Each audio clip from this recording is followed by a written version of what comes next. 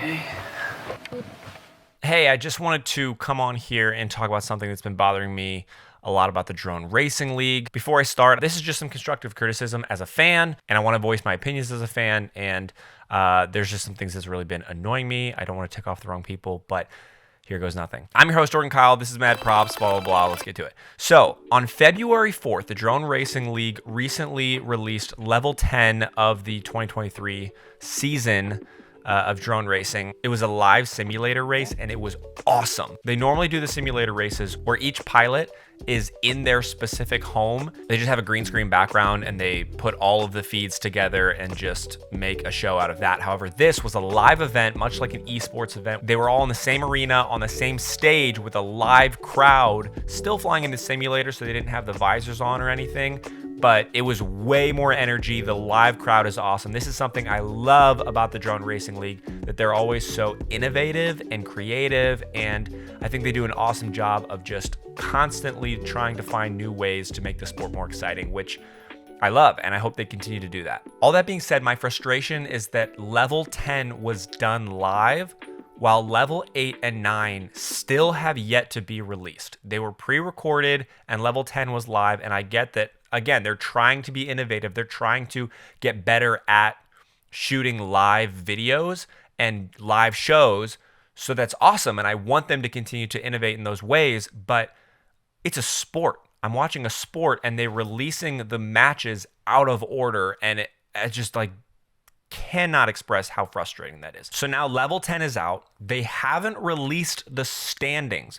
The points for each racer is not out. However, I did some math and some digging, and I think I have a pretty close estimate. I'll get on that later in the video. But the DRL's communication is worse than my ex-girlfriend's. It's so tragically horrible. So they air everything out of order. They won't tell us what the season points are and standings are, and their communication is horrible. According to their website, level 10 is going to be a live match flown in Miami, Florida, even though they just hosted level 10 near Dallas, Fort Worth, Texas. And so I guess that was level 10, that wasn't level 10. I have no idea. Their communication is so horrible. Following the DRL is ridiculous right now, and it's more like following a soap opera than it is following a sport. Now, imagine if F1 just, hey, we're airing one race, but we're just not going to show you other races, and you can't find out the standings of the racers. It just doesn't compute. It doesn't make sense. There's nothing about it that if this is going to be a sport that we follow, that wants to be taken seriously as a sport, we have to know how our favorite players are going. Some people bet money on this stuff, and they still have no idea how their players are going or what the bet's gonna like. It doesn't make sense. So I'm gonna step back from being so emotional, and I'm gonna talk about what we do know about level 8 and level 9 of this season of the DRL. I have a few inside sources, and they tell me that level 8 was a metaverse event. We've been hearing more and more about what the DRL is trying to do with the metaverse, which again, I encourage all of this innovation, but we've been hearing a lot of announcements about this Project Drone Galaxy, DRL's metaverse racing game powered by Algorand. Sounds like they still don't have a name for it, and the Discord's been asking vague questions like, what do you like to see in a video game? Very general questions like that. So I love the innovation, but I'm gonna stay skeptical about that one. We don't have a lot of information on what level 8 will look like as a viewer. However, I do know that the pilots and hosts filmed the entire race just like a standard sim race. Like I said before, in their home with a green screen in the background, all separate places. And so a little bit less energy, but still I'm curious to see what this like metaverse style of the sim races look like. The things that frustrate me though about this level 8 is that I had to find out all of this via an inside source. The league isn't just telling the fans this information, because both their website and their socials, even their Discord, it's nowhere to be found. None of this information I could find out there of level 8 being the metaverse race, and then level 9, I'll get to in a second, was a race that they did all live together, but simulated and not in front of a live audience. And so I just wish that they would tell us this information and then release the videos later. I get that they want to continue to get those reps in of making a live performance or a live broadcast, but at the cost of it being unwatchable, it just doesn't make any sense. So if they're still trying to figure everything out, because maybe they don't even know what this metaverse race looks like, if they're still trying to figure everything out, then just don't make it a race that's worth any points. I assume that they can still have the racers all come together and race something, even if it's not worth points. I don't know. I don't know how it all works. I'm sure that you could play devil's advocate all day. I'm just saying from a fan's perspective, it doesn't make any sense. So this is also exclusive Mad Props tea here. One of my sources told me that in level 9, they originally intended to stream it live on February 3rd, 2023. But because of a massive ice storm in Texas in February 1st, 10 out of the 12 pilots had to move their flights. This caused level 9 to be delayed, and they allegedly didn't wrap up filming until after midnight. This caused what was supposed to be a live level to be last minute changed to a post-produced level instead. So level 9 is coming. I'm assuming level 8 is coming too, somewhat in the metaverse, but level 9 is coming. It's going to be pre-produced. We just don't know when, and they had to change everything about because of the ice storm. Again, just tell us this. If the MLB has weather delays, they let the people know, and yes, it's frustrating, but we understand there are some things that are just completely out of your control as a league, and we move on and they reschedule or we find out information later. We understand. Just be open and honest about communication here. This means posting correct information on your website. Somebody should be just double checking the website weekly. It just doesn't make sense how the website is completely wrong all the time. Having the information available on social media sites, especially on Discord, but just go on Instagram quick, have a spokesperson say something on your Instagram story, and we're good to go as fans. Or tell me, and I will be the spokesperson for you, and I will tell everybody on your behalf. I'm happy to do that. That would be awesome. Just some kind of communication. But in level 10, which was a great race, by the way. The event looked awesome. I want to go to one of these live sim events someday. So sick. They referenced level 9 constantly. Granted, it was the day before, but a lot of things went down, especially with number 1 frontrunner Halo Walker and number 2 MCK FPV. We know very little information about what actually happened, but based on what they said, I was able to piece together quite a bit. So here's what we do know, and I'll put the timestamp down here for when this information was given to us. First off, Halo Walker did not qualify for the Golden Heat. Halo Walker didn't perform as well as he had wanted to, and Evan Turner even called it an error and said that it was an embarrassment, which seems pretty harsh, but again, we don't know exactly what happened. Right after Halo wins the 3rd heat of the semifinals, he yells, "Not this time, Amari," and then mumbles, but you can make out him saying, "You were way too fast yesterday." So Halo Walker struggled in level 9, and Amari must have done really well. That's good information. Craig Hummer says again that Halo's performance in level 9 was disappointing. Craig Hummer reports that Amari says, quote, "One pilot can make a mistake in sudden death and it changes everything." Craig goes on to say that's what happened to Halo Walker in level 9.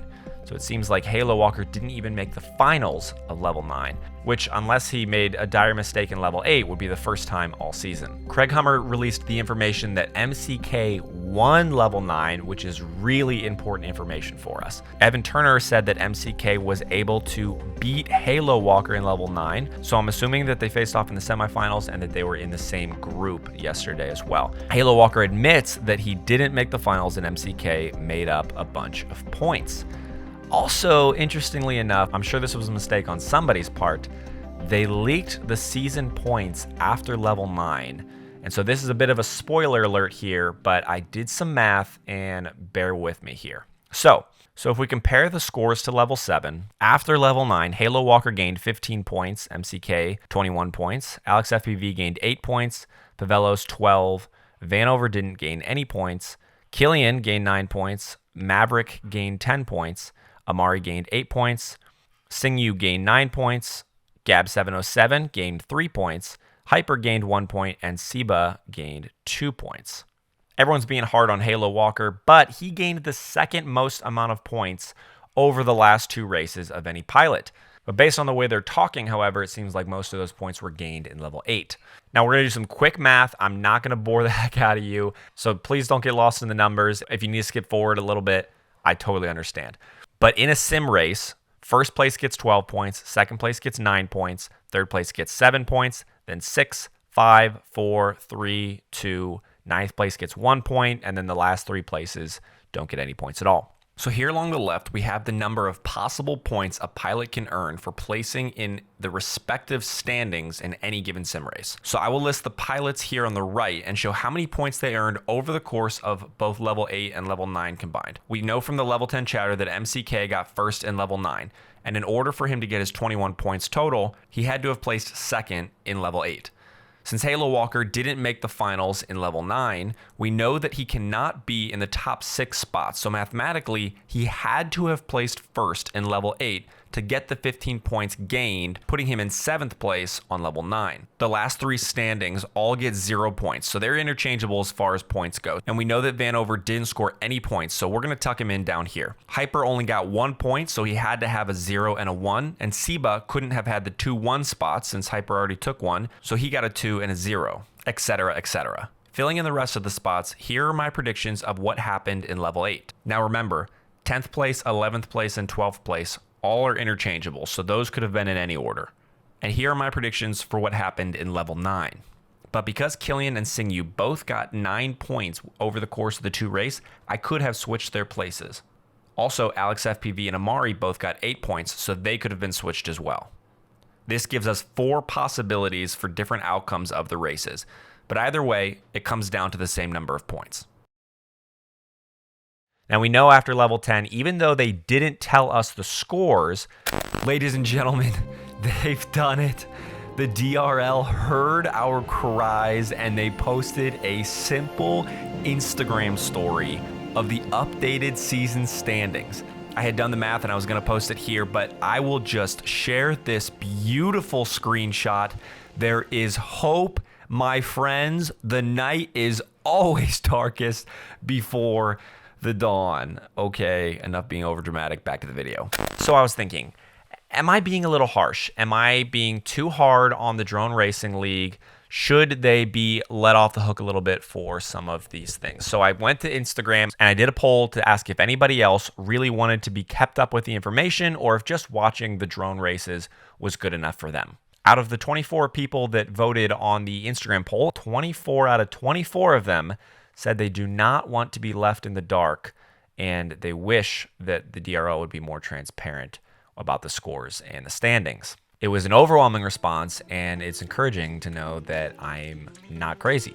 Maybe if the league thinks that if they told us why they didn't air level 8 and level 9, it would make them look bad or illegitimate as a sport, but it just doesn't make sense. You can postpone sports due to weather restrictions. And yes, I know the entire event wasn't postponed, and maybe I'm dumbing it down too much. I'm sure there's way more logistics and red tape than I know.